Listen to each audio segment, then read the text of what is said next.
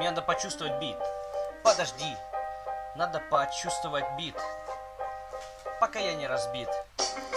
Короче, на природе зависать охуительно, но ничто не может быть круче, чем у камина коротать дни. Если ты закинул пару клевых дров, то считай уже твой камин готов.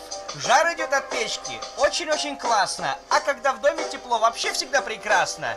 Ты можешь телку привести и разжечь камин, и ее там поебсти. Я пою как МС Пох. Да и похуй, что он давно уже сдох. В камин можно закинуть покрышку, тогда будет украинская китишка.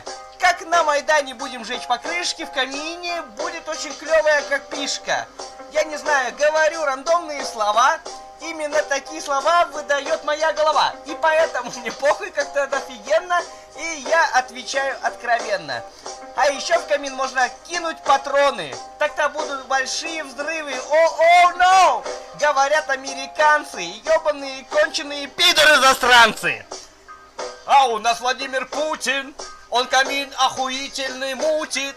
Он кидает туда напалм и еще китайский топченый кал.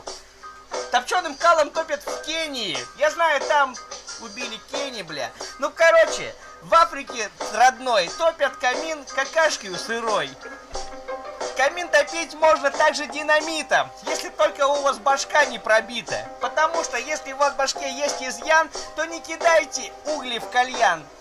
Не кидайте угли, блядь, в камин. I'm sorry, may I come in?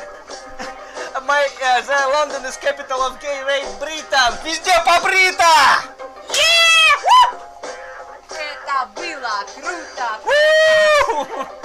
Спонтанный рэп на стримчике, поехали, йоу!